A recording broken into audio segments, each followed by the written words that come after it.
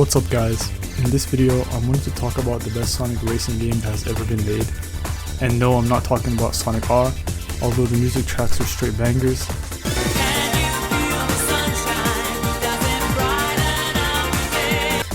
If you've clicked on this video, you've most likely seen the thumbnail and are probably aware that we will be discussing Sonic Riders. This game had a lot of potential to shape the future of Sonic racing games. Unfortunately, a certain game in the trilogy effectively killed the series. Oh, brother, this guy stinks! Sonic Racing Crossroads did bring back the extreme gear, but I mean, just look at these two tricks side by side. It's more like nostalgia bait and Sonic Team remembering that the Babylon Rogues exist, which is cool, but the extreme gear are just reskins of the existing cars and don't play any differently. After Free Riders effectively killed off the series, Sega took the safe route and continued making kart racers. But both I and a lot of Sonic fans agree that Sega hit the jackpot when they created the Sonic Riders series. This game fits Sonic so well as opposed to the traditional kart racer. The game is oozing with that early to mid 2000s edge and coolness of Sonic that we all love, just like back in the adventure games. Sega had lightning in a bottle with Sonic Riders, and I'm sad that it's effectively gone. The series is a husk of itself after Free Riders. Sonic Riders is 19 years old and is rapidly approaching its 20th anniversary. In this video, I wanted to go into depth on the game, from the story to mechanics, and explain where the game excels and where it could have used a bit more polish to iron out some of its kinks. We will also see the possible reasons for the shift in style that Sonic Team took, which led to the series' downfall. Let's dive into the Sonic Riders retrospective.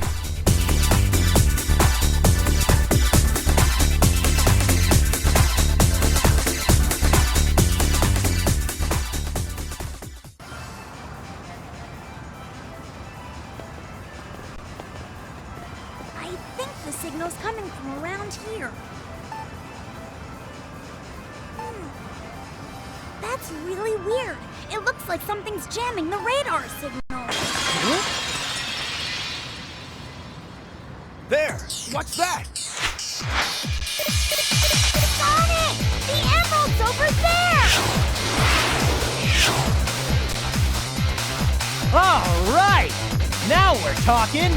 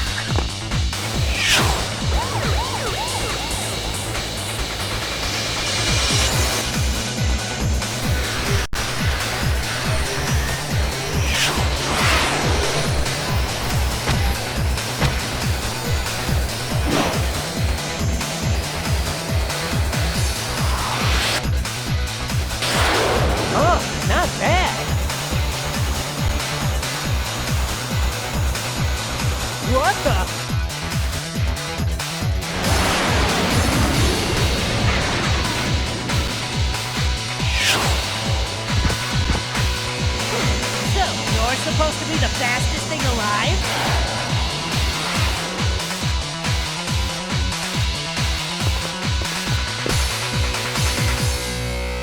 Oh, new competition! We fast forward to the next day where Eggman challenges Sonic Team to join the X-World Grand Prix. It is there that we are officially introduced to the Babylon Rogues from the night before. These characters being foils and mirrors to our three protagonists, Sonic the Jet, Tails the Wave, and Knuckles the Storm. The Grand Prix demands an entry fee of 1 emerald and the winner takes it all. Eggman negotiates with the Babylon Rogues. Since they have the key to Babylon, if they collect all Chaos Emeralds they can unlock Babylon Garden. Eggman has his hidden agenda, which is to steal the technology of the Babylonians to conquer the world. This is why he creates the Grand Prix and demands an entrance fee of 1 Chaos Emerald. This is also why we see Jet, Storm, and Wave making off with the Emerald at the beginning until Sonic Team intervene. The rest of the story we see interactions between Team Sonic and Team Rogue. It's structured very similarly to Adventure 2, where there is the hero story and then the Babylon story, kinda like the hero story and Dark story. The hero story showing us the perspective of Sonic and friends, and then the Babylon story later on revealing key details in the story, and the new perspective on why Jet and his crew make the decisions they make. Each team has their motives for winning the Grand Prix, as we later find out in the story. Team Heroes wants to win as they are suspicious of Eggman's plans with the Chaos Emerald. The Babylon Rogues want to win because they want to uncover the secrets of the Babylon Garden, of whom they are direct descendants of. And Eggman wants the emeralds to find and steal the treasures and technologies of the ancient Babylonians. This is why we see Wave plant a bomb on Sonic's board before the final race, to ensure Jet's victory, and why Jet asks Storm to infiltrate Eggman's base to find out his real intentions for helping out the Rogues. He did come off like a used car salesman when negotiating with Jet, and he sensed something sus. There is also the part in the hero story where Wave examines the board Tails made for Sonic and mocks it and laughs at Tails. But when we see the perspective from the Babylon story, she secretly praises his engineering, so much so that she planted a bomb on it just in case Sonic wins.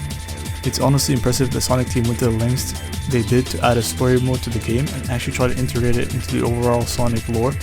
They could have easily just left it at the normal race and the Grand Prix race modes and called it a day, like any other racing game, but they actively chose not to, and I applaud them for that.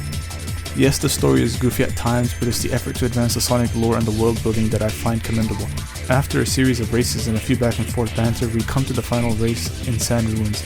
By the way, where are all these people even parking? This is in the middle of nowhere, lol. Sonic is dominating the race and is about to win, and that's when Wave detonates the bomb, causing Sonic to lose the race and Jet to mock him.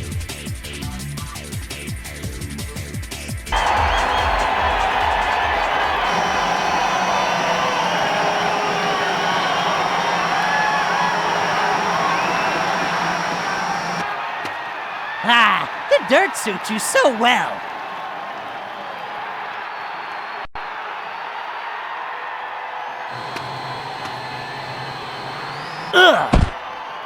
It uses the key and the 7 Chaos Emeralds that he just won to unveil Babylon Garden.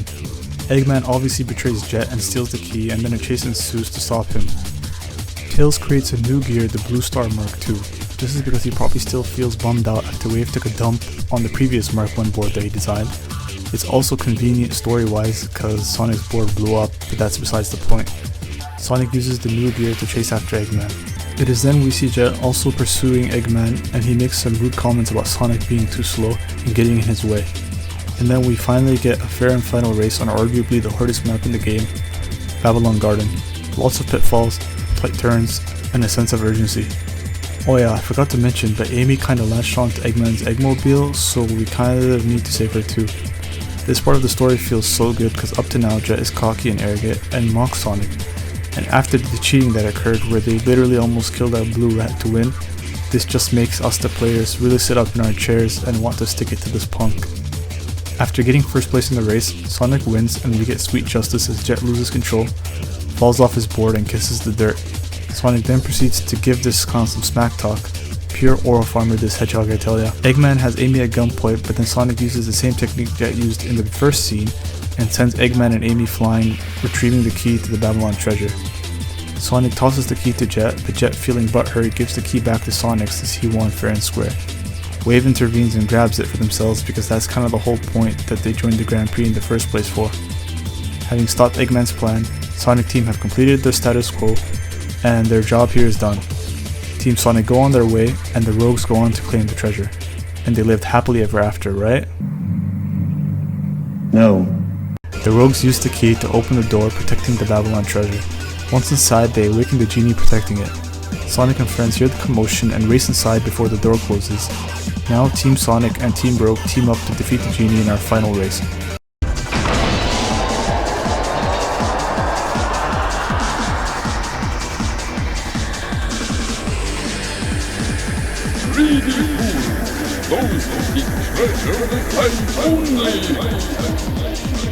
Whoa, what's this?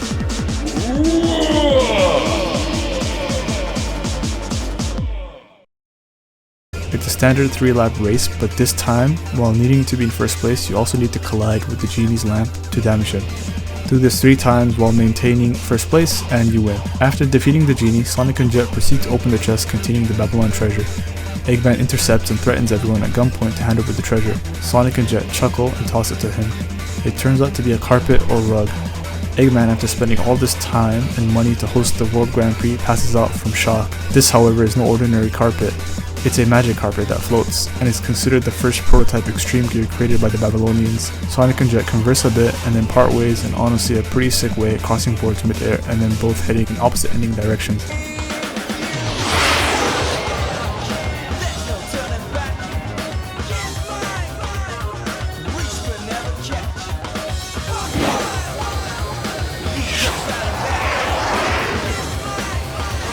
You may be fastest for now, but I'll be back, Sonic the Hedgehog.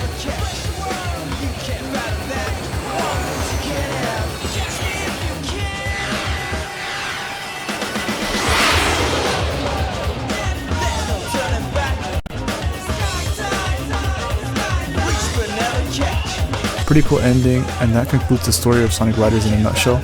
It's pretty simple with humorous moments, but a light and digestible one, especially for a racing game. One thing that I will note is that the translation on some line deliveries can come off weird or stiff, but it's not too big of a deal.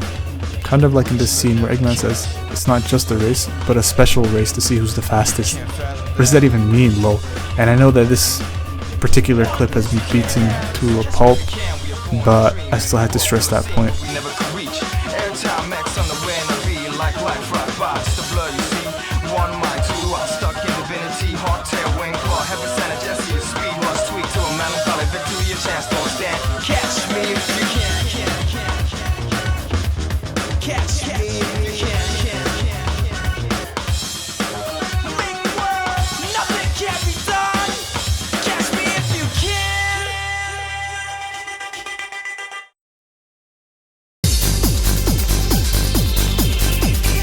Sonic Riders is your standard 3-lap race where the game sees you having to complete the course 3 times, and depending on your speed and skill determines your ranking. At the start of each race, players will actually start off on foot.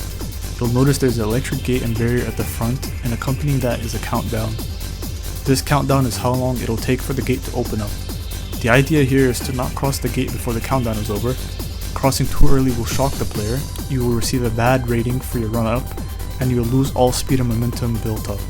You'll also be shocked, causing all other racers to pass you and gain a substantial lead. On the flip side, if you're too passive and wait for the gate to open, you will also find yourself towards the back or middle of the pack, which is not ideal for trying to win the race. The key is to walk a bit back with your character and get a perfect run up and cross the gate at the exact moment the countdown hits 0 with enough speed. Now this alone is very tricky, that's why the devs have added this laser guide at the bottom to give another visual cue as to when the gate opens up. If you cross the gate at the right starting time and with enough speed, you will get an unbelievable ranking and a great speed boost. You'll also find yourself at the front of the pack leading the race with a massive head start. This concept is very clever because in a traditional kart racer, you would be seated in your vehicle and revving up your engine. That would determine the speed boost you get. This is the same concept but on foot, and then the characters transition to standing on the hoverboards, which is more realistic. Next, we will discuss the air mechanic in the game. In Sonic Riders, air is fuel. Almost all actions consume air. The player is constantly propelled forward, so there is no gas button where you press and gain more or less speed and acceleration. The game handles that. Instead, you are offered different mechanics to use to get ahead of racers and maintain your lead. We have boosting, drifting, and tornadoes. All of these consume air. Just using the board and cruising consumes a flat amount of air at a constant rate. However, there are times where there will be tight corners and turns where you will need to drift since your character will turn wide, causing them to go off the main track. This can be a minor annoyance in Middle City where you will go on these patches of grass losing a lot of speed, to major inconveniences in other tracks where doing a wide turn or not drifting at all will cause you to fall off the stage and kill your speed and momentum. Drifting is the key mechanic here to get past these wide and tight corners. It consumes a lot of air and at the end will give you a boost. The game will outright tell you at times where you need to drift, as there will be chevrons on the race barrier walls which recommend you to drift. Oftentimes the game will have one part of the racetrack where drifting is flat out mandatory, and we can see this with the chevron signs again, and a mandatory visual cue to hold down the drift button and the analog stick in the direction of the drift. Another mechanic is a standard boost. You can press down the boost button to gain a massive speed boost. This consumes a lot of air and cannot be spammed.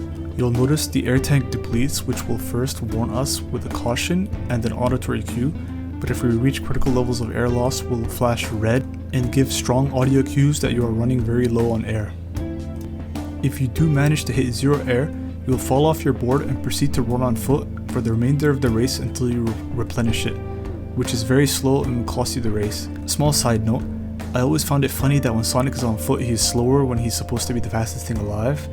I get the reasoning why for gameplay purposes, but it's still funny nevertheless to think about. Just something I thought I would point out. This leads us to the air management system. The key mechanic of the game is to balance your air consumption while maintaining your speed. When you run out of air, the game has many options to replenish it. There are these race air pits scattered around the map, and stepping into one replenishes your air, but it is slow and causes your character to remain idle, allowing other racers to pass you. It's not ideal, but is there as a last resort. The main way to replenish your air is through the trick system, however. When you launch off a ramp in Sonic Riders, you can move the analog stick in many directions to perform tricks. Depending on how many tricks are performed, you are scored a ranking from X being the highest and C being the lowest. To get the higher ranks, you must also land the trick. Failing to land correctly causes the trick to fail, resulting in a C rank and making you lose all your momentum. Successfully completing a trick replenishes your air, and the higher the rank, the more air is replenished. If you fail a trick with a C rank, you get no air and your momentum is killed. The other method to replenish your air are the typing based shortcuts. There are 3 types in the game: speed types, flight types, and power types. Speed types can grind on rails, flight characters can launch off specific flight ramps to fly through rings, and power characters punch through obstacles. All of these shortcuts result in faster times, but they also replenish your air. There are also item capsules littered around the map. These can range from ring capsules to air capsules which replenish your air. Another important thing to note are ramps and the type of ramps. I'm not sure what they are officially called, but I call them flat horizontal ramps and vertical upward ramps. Launching off these ramps the correct way will lead you to reach higher paths and shortcuts that are faster than the lower route. On the horizontal ramps, you want to hold the analog stick forward and release the jump button, whereas on the vertical upward ramps, you want to pull the analog stick downwards. Releasing at the right time launches you forward or upward depending on the ramp and helps you access the faster routes. These ramps are important to master, as not only do you access the faster routes, oftentimes they have a hidden capsule that we are going to discuss. By the way, to this day I have no idea how you're supposed to perform tricks off these half-pipe ramps. The highest rank I can achieve is an A rank. If someone in the comment section knows how you're supposed to get an X rank here, please let me know.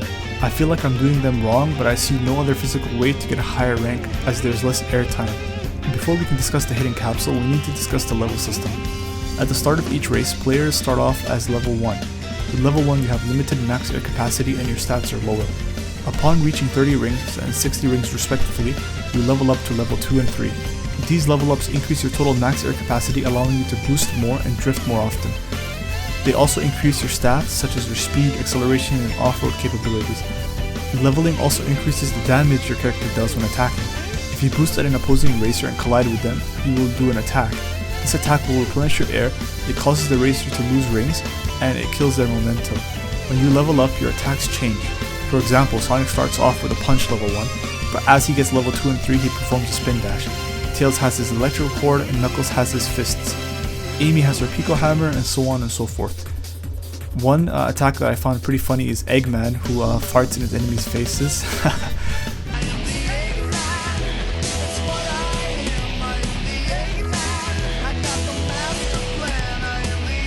Leveling up will also replenish your air fully to the new cap, which can be very clutch in races where there are long stretches without ramps or capsules to replenish your air.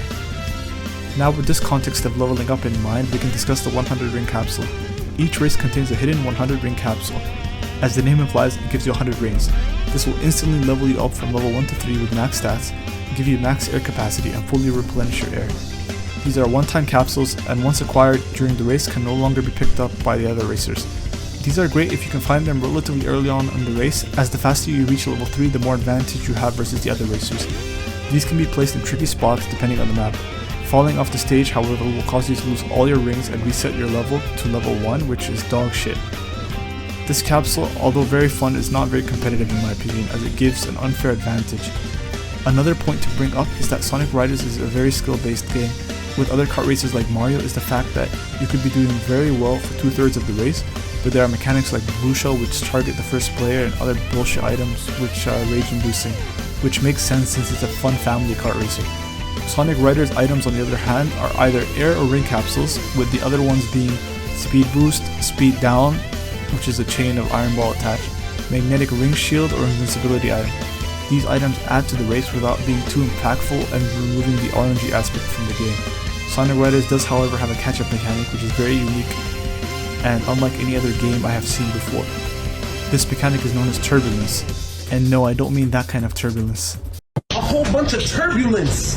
A whole bunch of turbulence! Everybody strap your seatbelts! The leading racer leaves behind a gust of wind known as turbulence. Players can ride turbulence of the leading player and perform tricks on it. These tricks offer a large speed boost and eventually you can catch up to the leading player and pass them. Riding turbulence has lots of benefits. You don't consume air, you can perform tricks to replenish your air, all the while simultaneously gaining ground on the leading racer. This might seem pretty overpowered on surface level, and it is, but there are some caveats. First one is that you are at the mercy of the leading racer. And what do I mean by that? Let's say for example that the leading racer decides to steer off the course into a pitfall, you will follow them as well. Second reasoning is the tornado mechanic we spoke about earlier. Sonic Team new turbulence mechanic was really good, so to counteract that they added a cool interaction with tornado. If you are the leading racer and you have turbulence generated, other racers will naturally ride it to preserve their air. They can also perform tricks to replenish air and catch up to you. To counteract this, press L1 and R1 on the PlayStation, left bumper, right bumper on Xbox, and on Nintendo the left and right shoulder buttons to create a tornado. This will leave behind a tornado where if racers collide into it while riding turbulence, will screw them over and kill their speed and momentum. So now you might be asking yourself, if turbulence is a comeback feature and the first place player can just use tornado to stop me from riding turbulence, what is the point? The devs thought about that, my young viewers. While riding turbulence, you the player can also press L1 and R1 or left bumper and right bumper to perform tornado to exit turbulence. You can choose to at any point cast tornado to escape turbulence. You can also use tornado outside of turbulence for racers who are tailgating you or in choke points to screw them over. This is one of the main reasons I love Sonic Riders. There are many tools we can use in interactions like these to show skill expression and mastery of knowledge. Instead of blue shelling someone, or in the case of Sega Racing All-Stars, getting your All-Star move, you can instead ride turbulence to catch up, and both players have room for outplay potential. This is why this game was mechanically rich and I love every second of it. This comeback feature is fair while simultaneously adding an element of mind games, since casting Tornado as the lead player kills your momentum, but if the person riding turbulence hops off, they lose no momentum and conserve their air. They might even pass you on that mistake if you decide to not press Tornado and risk it. It's a cat and mouse gimmick and I love it. It's the sole reason I have issues with Sonic Racing All-Stars. Sure, it's fun, but in that game I don't feel like I have control of whether I'm doing good or bad. My position in the race is based 20% on my skill and 80% on random RNG bullcrap. It's the same thing with Mario Kart and other clones like it. They remove skill expression. This is why I think if the game were to ever get a remake, it would be an awesome competitive game. There's a lot of room for skill expression. The game does have a competitive online community known as Sonic Riders Tournament Edition. They have revamped the textures and added new characters and balance changes to make the game more competitively viable. I will leave a link to their site and their Discord in the comment section below. Big shout out to them for their hard work in preserving the game and seeing the potential it has as a competitive game. Big shout outs to Sewer as well for making a lot of mods in the Sonic community in general. The last air replenishment mechanic to discuss are the automated sections. Each race will have an automated section where you are required to rotate the analog stick around to replenish your air. These are locations in the race to help racers who are running low on air or who haven't leveled up yet to replenish their air in a pinch. They aren't bad like air stop pits, and they don't break the flow of the race. They are basically freebies. But to recap what we've discussed, these are the main ways to replenish air. There are the race air pit stops, performing tricks off ramps and landing them. Remember, more tricks and faster initial speed equals higher rank. Air capsules and 100 ring capsule, leveling up, typing based shortcuts, and lastly, automated sections.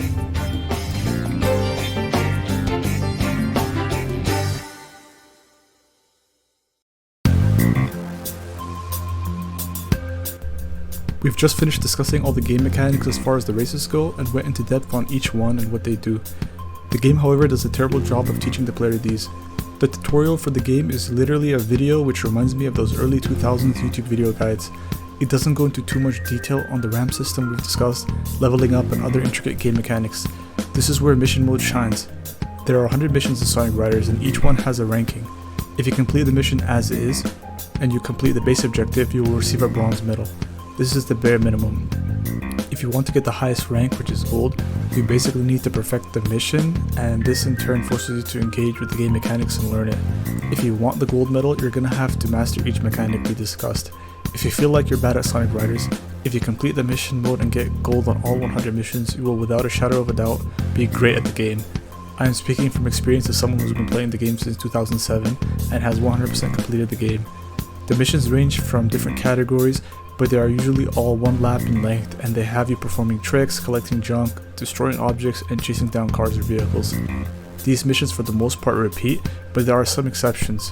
Two that were notable that stick out are the air tank missions and maintain speed missions. In the air tank mission, you're riding the vehicle known as the air tank. This vehicle, as the name implies, is known for its very high air capacity. The goal of the mission is to finish the race with as much air in your tank as possible. The closer to full, the higher your rank. The maintain speed mission sees you having to complete a lap around the track and not drop your speed below a certain threshold, that being 150 speed if I remember off the top of my head. All these missions, including the air tank and speed missions, teach you fundamentals in Sonic Riders. You learn how to preserve your air and how to maintain top speed while drifting and performing tricks. In the tricks mission, you quickly realize that in order to score a 10, you need to achieve an X rank trick and perform the correct analog stick motion according to the ramp. You need to enter with enough speed and launch off at the edge, otherwise you might not have enough speed to perform all your tricks and land it. Quick side note on a mechanic I forgot to mention earlier, when launching off a ramp, you hold down the jump button. This will kill your speed. However, while holding down the jump button, you can boost to gain enough speed to perform your tricks. This isn't explained well in the game like all other mechanics, so just wanted to point that out real quick. In the grinding and flying missions, you learn how to grind on rails and to fly through rings and how to chain them together. Same with the power characters and punching through obstacles. Mission mode does a really good job of helping you practice the game's fundamentals and how to get better at it. One of my gripes and criticisms with Sonic Riders is that the game doesn't teach you these mechanics in tutorial, but mission mode is a playground to learn and get better at the game mechanics. If you just choose to play the game casually, you would most likely end each mission with a bronze rank. To get gold rank, you need to essentially perfect each mechanic in the game. This is one of my main reasonings as to why the game did not take off as much. I assume players might have gotten frustrated at the lack of explanation or real tutorial the game has to offer. The barrier to skill entry is huge, but once you learn the mechanics, whether it be through trial and error or reading or watching a guide on YouTube, this is one of those games that is so satisfying to play once mastered. It really rewards the players for mastery, and the payout is a sense of speed as well as dominating races. You can get massive leads on other racers that you wouldn't normally get in a traditional kart racer. Upon completing all 100 missions in Sonic Riders with a gold rank, you are awarded the Chaos Emerald. This can only be equipped by Sonic and allows him to transform into Super Sonic. I always found it weird that it is a singular Chaos Emerald as opposed to the 7, but oh well. I mean, we see all the Chaos Emerald at the start and at the end of the final race in the World Grand Prix, but hey, maybe Sonic Team forgot. Going back onto the topic of Super Sonic is that his gameplay is different. He does not consume air, rather he runs on rings. His stats are insanely good, notably his top speed and acceleration. He has access to all shortcut types, grinding, punching, and flying through all obstacles. His boost and drifting consume rings, however. He is really good in my opinion, but only on certain tracks. Some tracks have a lot of rings littered around than other tracks. I would say pick him on tracks where the 100 ring capsule is very easy to get and where rings are plentiful. An example I can give is Metal City, where rings are everywhere and you can get the 100 ring capsule immediately after reaching the top route and grinding on the chevron sign. A track I would not choose Super Sonic on is Egg Factory, as its 100 ring capsule is located behind the spinning mechanism. If you don't get it, you fall down to the bottomless pit, making you lose all your rings. The track itself doesn't have many rings as well, partly because there are so many tight corners and drifts that will consume rings quite a bit. There's another gear known as Crazy Taxi that also runs on rings instead of air, but it has all the cons of Supersonic without any bonuses like his stats. Supersonic stats make up for the ring handicap, whereas Crazy Taxi is a bad gear. One last thing to mention in mission mode is the junk collection mechanic. In each junk collection mission, junk gets added to your total junk collected, and these can be used to redeem certain gears. Not much else to say except that if you need to grind the purple capsule, which is hard, you can use the later missions in Jet's report, where you get 4 to 5 capsules per race. The board I recommend purchasing is Legend. It has average stats and you don't get air from tricks, only from leveling up, shortcuts, and items. However,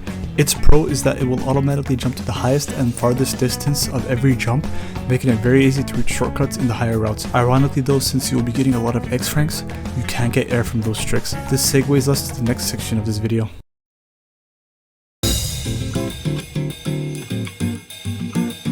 The Sonic Riders roster is small but nice.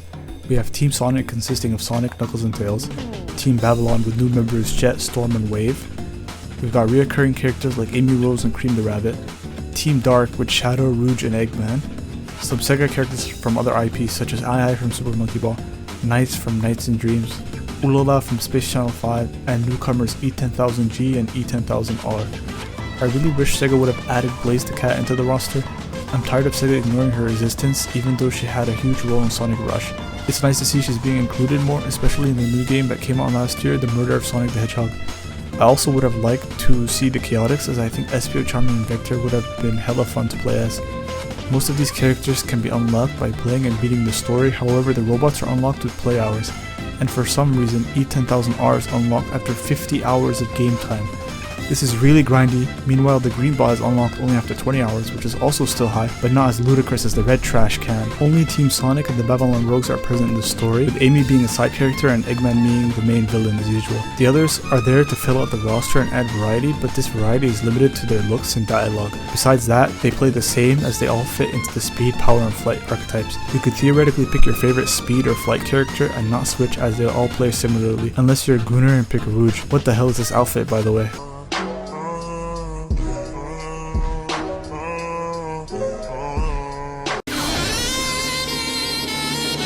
One thing, however, that is stupid are the naming of the stats for each character. Look at the name of these and tell me what they stand for. I'm not sure if this is a translation error or Sonic Team wanted to be different in their name scheme. When I see dash, I think boost capability, and power is strength of attacking other players. Yeah, this was just weird and I mostly ignored them. Here are the real names for each stat, which makes a lot more sense. One last point that I find odd is that Sonic is the only one that can go super, even though Shadow is present in the game. Would have been really cool to have Super Shadow and Sonic. Another cool super I would have liked to have seen would be Super Jet. This could be a cool idea to see what Jet might look like in a super form. Canonically, all Sonic characters can go super if they come into contact with the Emerald. However, it might just be that Hedgehogs can only go super, which might be akin to Saiyans from Dragon Ball. This takes us into the gears in Sonic Riders. There are 3 types: boards, bikes, and boots. Boots consume the least amount of air, while bikes consume the most, and boards are in the middle. Each character has their signature gear, but they can interchange between the others. Not all characters can ride all gears. Eggman is limited to bikes, while the E-Series twins can only use boards. You either unlock gear from the shop or earn it through the story mode. The shop is also known as the black market in this game. I find it funny that this Chow is running the shop and sells you extreme gear to potentially cheat in the Grand Prix. It's little touches like this that make me appreciate the devs having a bit of humor. Going back to the discussion of the gears, these cost rings, which is the in-game currency, and you can collect up to 100 rings per race. It's kind of stupid that the ring cap is set to 100, as this makes grinding the rings needed to unlock all the gears mind-numbingly tedious. The grinding strat is to set the race lap to 1 and collect the 100 ring capsule and reach the finish line. Another method is to play the World Grand Prix and collect all 5 100 ring capsules, or just have 100 rings by the end of the race. Make sure to finish first in each race in the World Grand Prix to get the gold emblem and receive another 500 rings for a total of 1000. As you collect more gear, you'll notice they have secondary properties. The magic carpet obtained by completing the story mode gives any character the ability of flight. The grinder boots grants the player the ability to grind. The destroyer bike grants the player the ability to punch through obstacles. With this, you can strategize and pick a character of one type, and depending on their gear, gain access to a secondary type. Example would be Sonic with the magic carpet, who can grind and fly. I think this is the meta, as sticking to one type only limits your options for shortcuts from track to track, especially during the Grand Prix, which is a gauntlet of races. Speaking of typings, power is the worst one, I feel, in my opinion. It's very situational. The best power type stage being Egg Factory, where it is power type favored, but besides that it seems weaker than grinding or flying. I often find myself picking flight and speed types over the power characters. That's just my opinion, but let me know what you guys think in the comment section below. For those that want access to all types, however, there's the Omnipotence gear, which grants the user all types. This will allow you to take advantage of all shortcuts, really chaining together some nasty time-saving potential, but at the cost of your wallet, as this bad boy ain't cheap, so get to grinding. It's supersonic minus the rings and stats. There's also the heavy bike, which prevents the user from riding turbulence. This is my favorite gear in the game. Not only does it look cool, but it has great stats. It can't take advantage of turbulence if you're behind though, so keep that in mind, and it has terrible cornering. Other notable gear is the air tank, which like we mentioned before has a large air capacity. Berserker, which will auto attack other players. Normally this is done by expending air by boosting at them. High booster, which has one of the fastest acceleration and boost but consumes enormous amounts of air. Legend, which is obtain the mission mode, automatically reaches the highest and farthest shortcuts on trick ramps like we spoke about. Crazy Taxi, which runs on rings rather than air. Cannonball, which has 0 in all stats but allows you to perform continuous boosts with no air consumption. And finally the Trap gear, which allows players to perform unlimited tornadoes. There's a good variety, but I can see a future where if Sonic Riders was remaked, to keep these gears and add on top of them and expand, rather than remove any.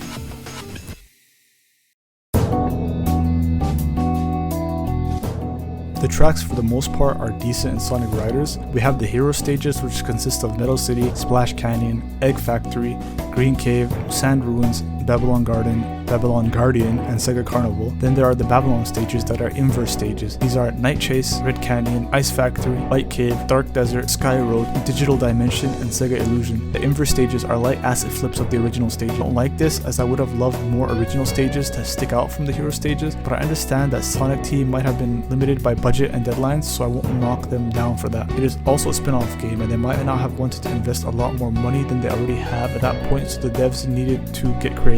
There is nothing too notable about each stage. Some are more easier than others, as the later stages add more pitfalls and stage hazards. Some of the easier stages include Metal City and Splash Canyon, and the harder stages, which are Babylon Garden and Sky Road. It is cool, however, that Night Chase, the inverse stage of Metal City, takes place during the beginning of the story event, hence all the police cruisers spread out across the track. The other cool stage is Dark Desert, where there is a solar eclipse and the stage has a cooler vibe as it appears as if it's taking place at night. It reminds me of Sonic Unleashed's night stages from the warehouse levels. Next, let's discuss the other game modes real quick. There is Tag Mode, where you and another racer share the same air tank. If you get too far from each other, the other player is shocked as a penalty, so it has you work as a team, with the goal being to reach the end as first place. Then there is Survival Mode, which has Race Stage and Battle Stage. Race Stage has you chase for a Chaos Emerald, in which you need to get through the gates to earn points. Other races have unlimited air boost, while the other player holding the emerald has normal air capacity. This prevents stalemates. Get the emerald through the gates a bunch of times and you win. Battle Stage has 3 maps.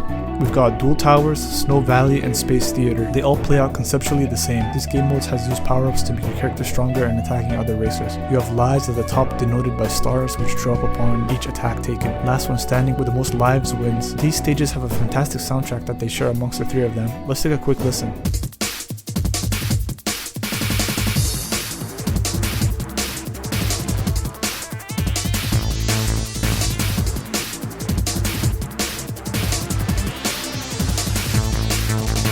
The real meat and potatoes of this track, however, is at the end.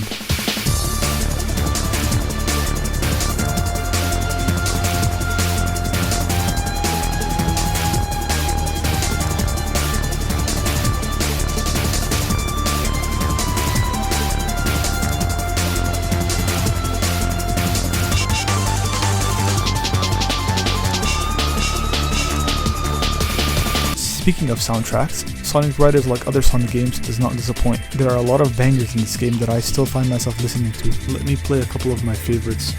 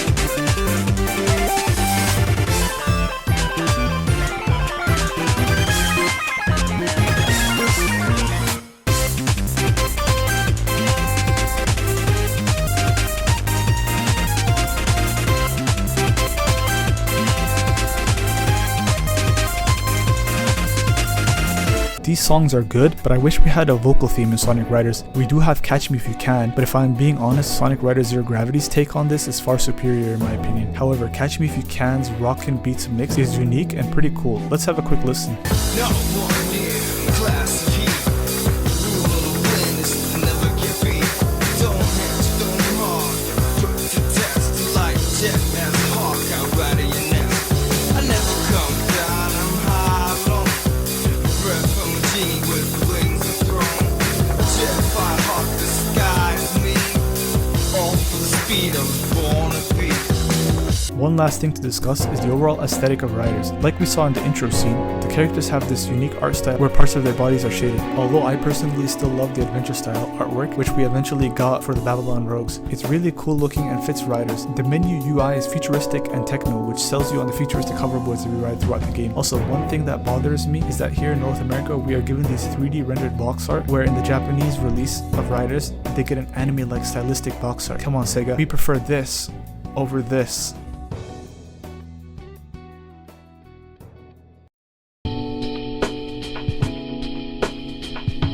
This wraps up the Sonic Riders retrospective. If I have missed something in this review, please leave a comment below and let me know. This is my first video and it took a while to make as I have been juggling life and work as well as finding time to write the script. Also, sorry guys for any audio issues. I'm working on getting that sorted out by ordering some stuff for my mic. I'm really passionate about Sonic Riders and the Sonic series as a whole. Regarding this channel, I plan to cover most if not all Sonic games in the future. I'm currently 100%ing Sonic Heroes and SA2 and plan to get a review out sometime soon. The reviews might not always be in chronological order, but it's honestly the Sonic games I enjoy the most at that particular time and want to make a video on in that moment. I will also cover other games that I'm interested in that I think you guys would also like if you also enjoy Sonic and speed-based platforming. So if that's something you guys are interested in, subscribe and leave a like. If not, please leave a dislike and let me know why in the comment section below. And with that, I will see you guys all next time. Peace.